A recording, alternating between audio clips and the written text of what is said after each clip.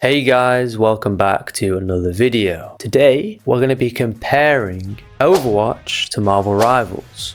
Which one do I think's better? Yada yada yada, okay? Because obviously we all know Marvel Rivals took heavy inspiration from Overwatch. Now when I do the comparison throughout this video, I just wanted to preface that it is the best period of Overwatch, which is 2016 and the years that followed. Now, why should you listen to me, some stranger on the internet you've probably never seen before? Okay, maybe you have. Very low chance, unless you're stalking me, I don't know. But besides the point, why should you listen to me? I am a top 500. I know. Calm down. Top 500 Lucio ball player. So that must mean I have the ultimate opinion on anything that is to do with Overwatch or adjacent to Overwatch. Besides the point, we'll get into the actual video now. Okay, so the first thing I want to talk about, maybe a bit nuanced this one, but I'll just explain why I think it's very important in a team-based shooter, okay, is the model, okay, the character models and how they look in-game and like moment to moment, how it all plays out. Now you're probably like, well, you know, why is that so important? In Overwatch, you could always tell who you were fighting. It didn't matter the skin, it didn't matter whatever, right? You could tell if they were a tank, you could tell like the type of class they were in 99% of the time. I'm not saying 100% of the time, but a lot of the time you could. It was very clear. And the other thing that was also very clear is when you hit a target, when you missed a target, how much you missed them by.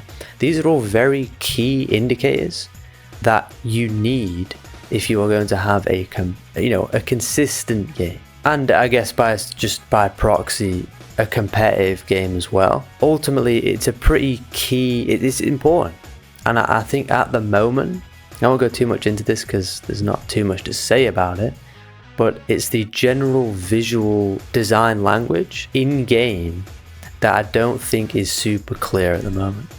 Now I don't think it's the biggest headache. I think it can be fixed fairly easily with different colors, different highlights, make characters look bigger, smaller, whatever. But at the moment I just feel, and you've probably potentially felt this as well, especially if you've played Overwatch, where you see 5 characters in front of you all jumping around, all skinny models, all small models. It's kind of hard to tell who's who am I hitting, did I hit, like why did I miss, those sort of things, okay? But that's one of the problems I have with the game. Character model size and the way the visual design language is. Okay, now the next thing I want to talk about is balance. Now no game, no matter how much you work on it, whether it's a fighting game, a shooter, a battle royale, whatever it is, it's always going to be flawed in some way, of course. And to even aim for perfect balance is just, it's redundant. It's never going to happen. But again, there are things in Overwatch, there are things in Marvel Rivals, sorry, that are just, I feel would have never got past the Blizzard team and didn't. Now that's not to say there wasn't broken things in Overwatch, there was, of course there was.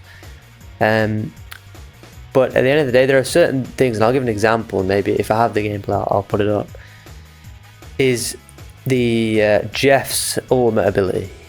Now this little shark can ult and just pull everyone in, enemy and team, and just go off the map and kill everyone. How was that passed by any audit, like any sort of marker? Like that is insane to me. But it happens, you know, things, you know, go past and whatever, things can be broken. But that's just one example. There are a lot of things where it's just like, wait, they can just do that, they can just whatever, and that does bring an element of fun. Like if you're the one doing it, then you're like, wow, this game's free and open and just lets you do things. But in terms of balance, if we're talking competitively and like the future for esports of this game, I'm trying to look ahead as well, those things need to be dialed in, and at the moment they're not. And is it the end of the world? No, it's literally the first week the game's been out, so I'm not gonna like come at them for it. But Overwatch in general was a better balanced game and a more competitive game because it was more balanced. Anyway, next one. Now this one's a bit more nuanced. It's not as easy to identify the problem and easy to identify the solution. But so one thing I noticed compared to Overwatch is Marvel Rivals has very inconsistent feeling flow. Now, what do I mean by that?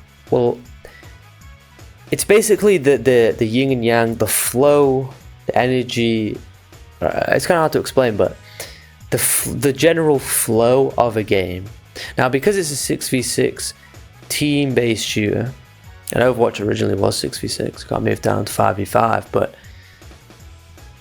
the flow of a game, especially a team-based, map-based, objective-based game, is so important. It's important in Call of Duty, it's important in Marvel Rivals, it's important in Overwatch, it's important in all these games, is flow. Now, I don't know exactly what Overwatch did to make the flow just work. And I'm not saying it's 100% perfect every single game, every single scenario, it's perfect.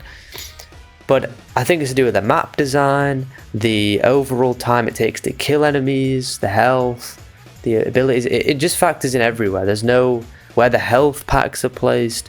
It's all it has to be very carefully designed. You can't just throw a map together, throw abilities together and health together and whatever stats together and make a game flow well. It doesn't work like that. It has to be dialed in. And unfortunately, I don't think at the moment it's dialed in. Again, not at the end of the world, but it's something I noticed where I'm like, this just feels a little bit odd. Like some people take too long to die or too quick to die, and like it can be very fragmented for like, oh, there's 3 people alive, and there's 2, and then there's 4, and there's 1, and it can just feel a bit odd. Where a lot of the time in Overwatch, if you lost a team fight, okay, you lost team fight, it's a team wipe, you kind of flow in together again. Yeah, it takes some common sense to kind of flow together. And I think if you have a 6-man, you know, you're all talking to each other, you're all in a group chat, obviously it's going to be less of a problem because you're all communicating, you're all dialed in. But I think in general the flow just needs to be dialed in a bit more. So another section of the video that I wanted to cover on was the monetization part. Now I think this is obviously way less important than the gameplay, but I've just touched on why I think generally speaking the gameplay is better in Overwatch, but I'll talk a little bit about monetization. Now in Overwatch, one of the main monetizations in Overwatch was the loot box. Now I know there's a lot of bad blood and like everyone sees that term, and every time it's in a video game it's just seen as bad, but I would say Overwatch's implementation of loot boxes was probably the best I've experienced in any game I've played. Now that's not exactly a hard, you know, hill to climb over to be the best, because so many companies do it very disingenuously, but Overwatch did it very reasonably, let's say. And the reason I say that is because, I mean, they had a bit more leeway because Overwatch initially cost money, okay? I think it was around £30, euros, dollars ish, okay? It was like a discounted AAA game, and that meant they could basically leave a little and not be as aggressive with the monetization. So what do I mean by that? Well, the loot boxes themselves could actually be earned very frequently by just playing the video game. You know, imagine that, right? You could actually earn stuff in game for playing. So there was nothing, from my knowledge, at least maybe a few packs here and there that were exclusive and you had to buy them. And I know later on it got more and more and worse, and they went into the same strategy Rivals actually does now, and I'll go into that, and kind of followed the trend of Fortnite and all those games, and they all kind of do the same thing now, multiverses, whatever, right? But the way it initially worked in 2016, 2017, you know, the years around Overwatch's initial launch, was that there were loot boxes, they were completely random, but you could earn them, and you could earn them very frequently. There was many ways to earn them through arcade modes and limited time modes, limited time skins. You could always have access to getting the skins, okay? And if there was a skin you wanted for your character, it was only a matter of time before you got it, and it wouldn't take that much to get a skin you wanted, okay, through credits that you would get. And the credits were quite generous as well, which meant you could just buy whatever you wanted in the locker area, okay? Now, they removed loot boxes in Overwatch 2, which we all know, and people may, rejoice, loot boxes are always bad, they're always the worst thing, you never want random stuff in a video game. And to an extent I agree, but they don't understand. Anyone who played Overwatch, I'm pretty sure will agree that having loot boxes in Overwatch was better than not having it, because people just think, oh, they removed the randomness out of it and now you'll just play the game and get that stuff. No, instead of getting a chance to get what you wanted, and also a guarantee over a certain amount of time, because you would get a certain amount of credits if you weren't lucky enough to get the skin you wanted. But now, instead of you having a chance and just earning loot boxes over time, now it's all locked behind a rotating store or a battle pass, which you have to pay for. There is no way around it. You have to pay for it.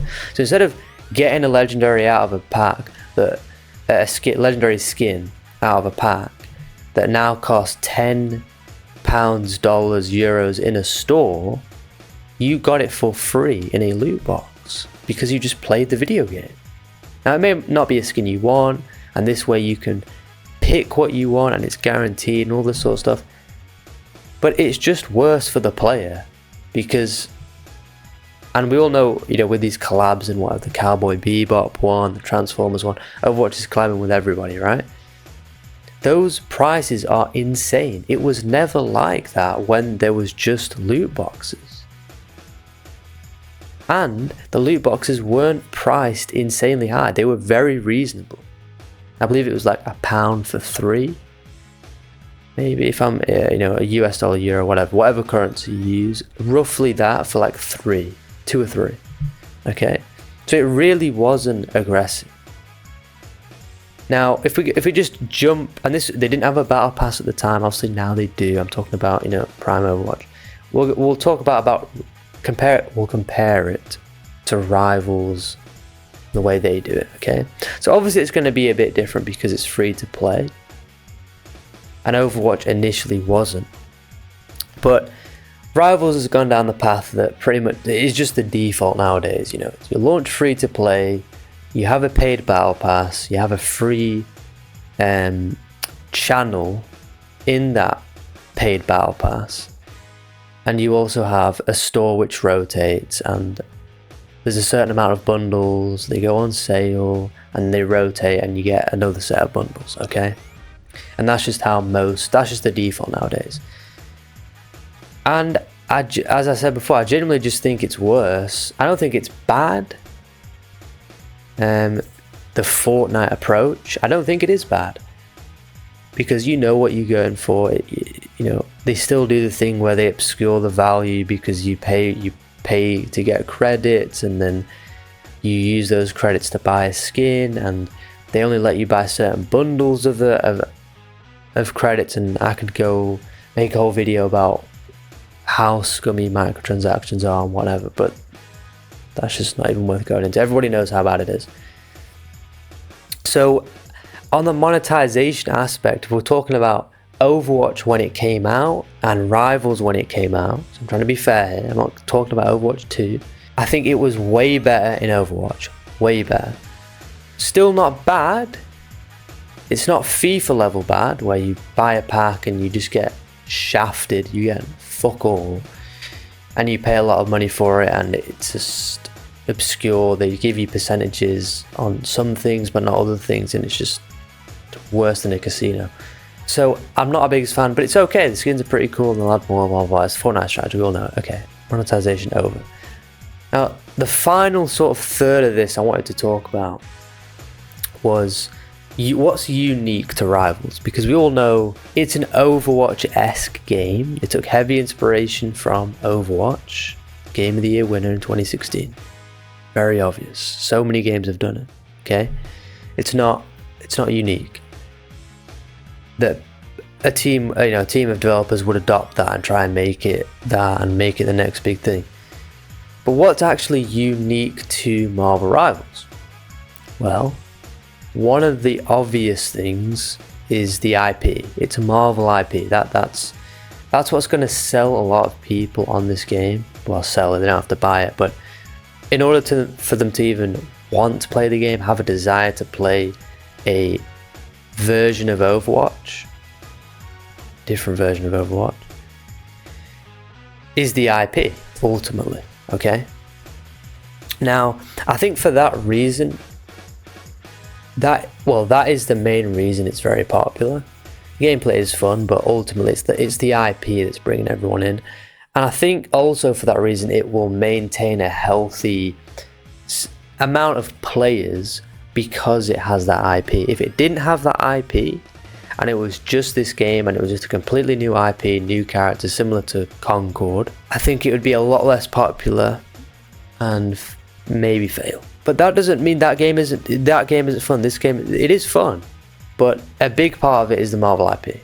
That's just, to boil it down, that is what it is. And you can imagine in the future when they add Deadpool, or they add Thanos, or they add Blade, or any character that's somewhat beloved,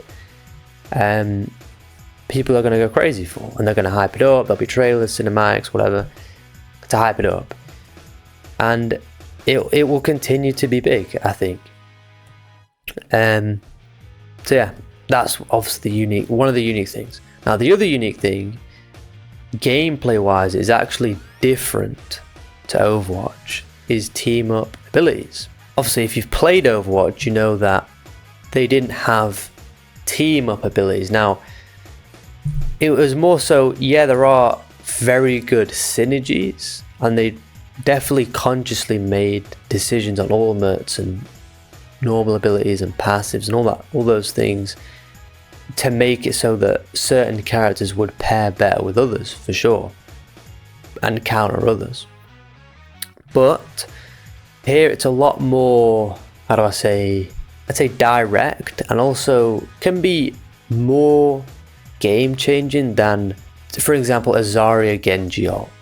That's one of the most infamous sort of pairings in terms of an ult in Overwatch, but it was pure gameplay for nothing told you to do that.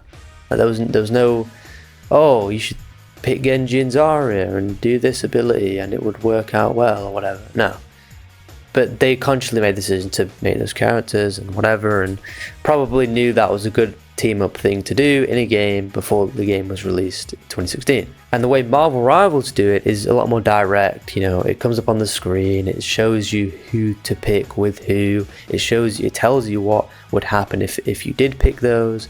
And to be honest, they are more, it's not like a singular event a lot of the time. It's like the entire game something will happen, or it'll happen multiple times, and yada yada yada, right? It's a lot more prominent, I guess. So it's cool, and yeah, I genuinely think it is a cool thing, because you can still do the in-game stuff, the scenarios that happen, whatever, but this is, on paper, do this with this, and there's a few different combinations for different characters, right? So I think it's cool, it's unique, whatever. So big W. Now, just to finish this off, because I have a tendency to somehow make these videos really long, so I guess I yap. So to conclude this video, I like Marvel Rivals. I think it's fun. I think the art style is amazing. I think the character designs are amazing for the most part. Wolverine is a bit questionable, but for the most part, very good.